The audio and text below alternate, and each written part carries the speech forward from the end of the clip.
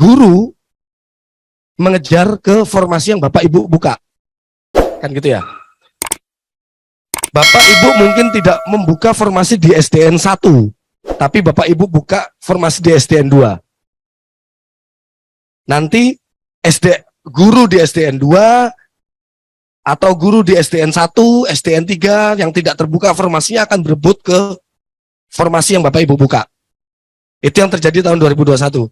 Sehingga akan ada persaingan dan pergeseran apabila guru yang di SDN 2 tidak dianggap, saya pakai tanda petik, dianggap tidak memenuhi syarat. Apalagi kalau nanti yang masuk misalnya swasta, itu yang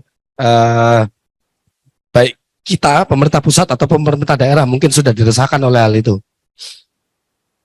Nah, di tahun 2022, formasi nanti yang Bapak Ibu akan bicarakan di DES, itu akan disesuaikan dengan posisi individu. Jadi, formasinya yang akan digeser, disesuaikan ke posisi di mana individu itu berada. Ini nanti yang akan dirapatkan di DES. Formasi yang digeser. Saya masih menganggap formasi masih kuota ya. Masih kuota, Bapak Ibu kemarin 2021 berapa, 2022 berapa, Bapak Ibu punya berapa, anggap misalnya Bapak Ibu punya 10 itu tadinya ada di SD 1, 3, 5, 7 begitu, tapi ternyata yang passing grade ada di SDN 2, 4, 6, 8, berarti formasi itu akan diubah ke individu tempat di mana dia bekerja. Ini clear ya. Jadi di DES nanti tinggal bicara mengenai formasi. Distribusi formasi. Distribusinya.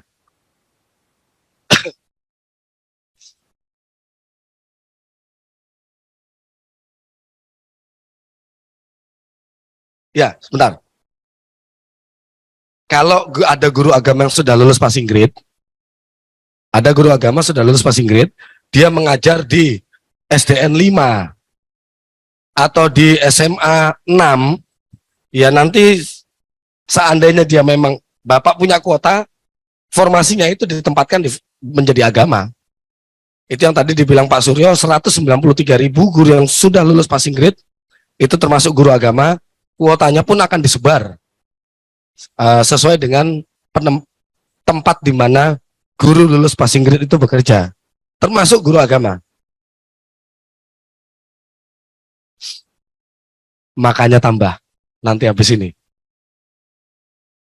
Selanjutnya, perbedaan selanjutnya tahun 2021. Ini ringkasan ini. Perbedaan tahun 2021. Seleksi hanya menggunakan tes. Tes itu maksudnya ini ya, tes. Berarti yang diukur adalah kognisi, kemampuan kognisi. 2022 seleksi menggunakan pola pengamatan. Jadi mengukur kognisi, afeksi, dan psikomotor, behavior. Ini akan lebih rumit, lebih kompleks, tapi nanti penentuannya mungkin akan terlihat sedikit lebih subjektif, relatif lebih subjektif, tapi itu nanti tanggung jawab ada di tempat Bapak Ibu. Loh, ini bukan mengancam, ini bukan, maksudnya yang lebih tahu kan nanti Bapak Ibu gitu loh. Oke ya. Jadi Bapak Ibu nanti bukan hanya harus mengukur, menyeleksi dia pintar atau tidak. Bukan itu saja. Tapi harus dilihat dia baik atau tidak. Karena dua kompetensi guru diantaranya adalah sosial dan kepribadian. Itu yang harus kita tangkap juga, yang kemarin belum sempat tertangkap di tahun 2021. Itu ya. Lalu Bapak Ibu juga harus mengukur psikomotor. Ini ada tiga ini komponen dari manusia kan, kognisi, afeksi, dan psikomotor. Psikomotornya apa? Kompetensi guru pedagogi. Bagaimana cara dia mengajar. Itu diukur dari psikomotor. Itu yang nanti Bapak Ibu akan lakukan. Lebih enak toh? Syaratnya yang tadi pengukuran 4 tadi, kognisi, afeksi, dan psikomotor dapat Bapak Ibu lakukan ketika yang lulus passing grade tahun 2021 sudah ditempatkan semua.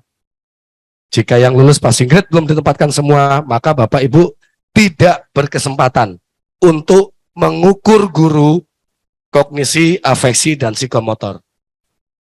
Tadi pesan saya berarti rugi. Inilah kerugian yang akan terjadi.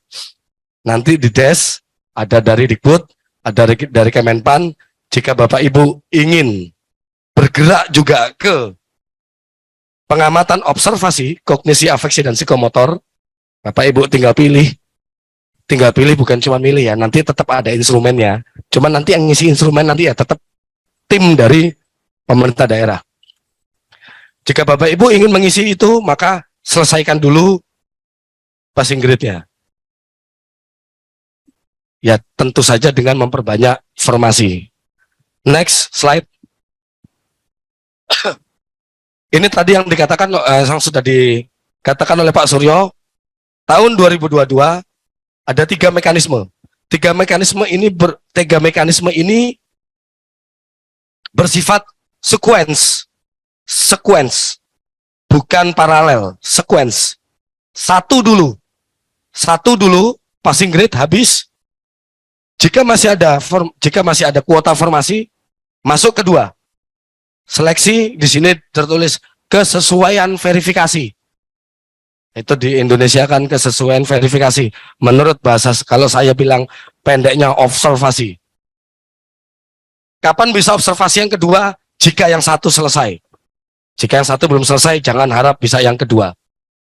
Jika yang kedua masih ada sisa formasi,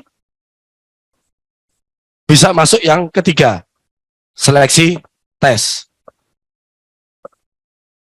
Tapi saya rasa mungkin Bapak Ibu semua ada yang berhenti di satu, ada yang lanjut ke yang kedua. Mudah-mudahan banyak lanjut yang kedua. Namun faktanya, coba next slide. Ini tadi Bapak Ibu punya sisa formasi tahun 2021 yang sudah dibuka, yang sudah diusulkan kemarin, namun belum ada penempatan. Sisa formasi itu masih bolong di sekolah. Ya, kan ada yang usulnya 100, yang baru ditempatkan 80, berarti masih ada sisa 20. 20 itu sudah terdistribusi di sekolah yang Bapak usulkan pada tahun 2021. Kan begitu tadi. Waktu itu. Terus slide. Terus kemarin Bapak Ibu sudah mengusulkan formasi kembali untuk tahun 2022. Ketika itu Bapak Ibu sudah mengusulkan sekolah mana yang akan dibuka formasi selanjutnya tahun 2022. Apabila sisa formasi tahun 2021 saya tambahkan dengan formasi tahun 2022, formasi ini saya gabungkan antara sisa formasi 2021 dan usulan Bapak Ibu kemarin tahun 2022, lalu saya bandingkan dengan guru-guru yang lulus passing grade, maka hasilnya next slide.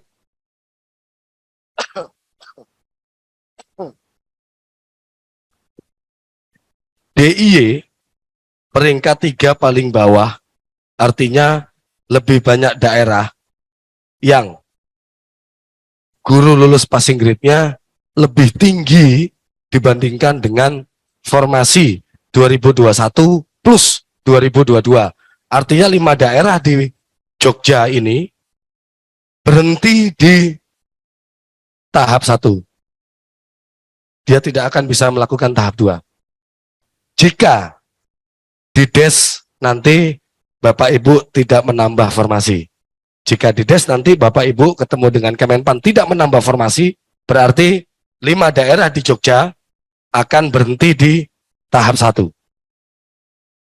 Sisanya satu ini aman atau tidak aman ini? Ini warnanya enggak ini. Sisanya satu daerah di Jogja mungkin akan bisa masuk ke tahap kedua, observasi. Untuk Jawa Tengah hanya ada 4 daerah yang dapat melanjutkan sampai dengan observasi. 4 daerah di Jawa Tengah itu bisa menunjuk nanti guru-guru mana yang mau diangkat selanjutnya. Bukan kita nanti yang akan melakukan tes seleksi. Nanti Bapak Ibu. Bapak Ibu yang melakukan pengamatan, Bapak Ibu yang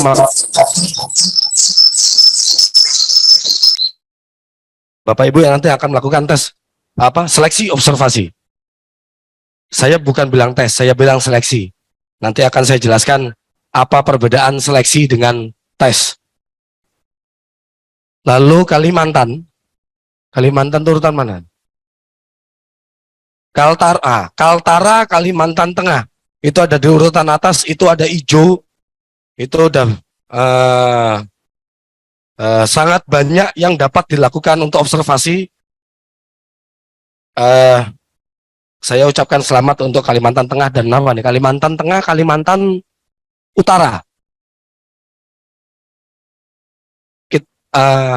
Kita akan undang lagi nanti untuk koordinasi observasi. Ya, jadi untuk yang koordinasi saat ini, kita bicara untuk yang tahap 1 dulu. Jika masih ada sisa formasi, nanti yang tahap 2 akan kita undang kembali. Bagaimana kita nanti akan melakukan observasi. Kalimantan Timur juga masih ada 2 daerah bisa melakukan observasi. Kalimantan Selatan masih ada 1 daerah. Yang merah-merah itu artinya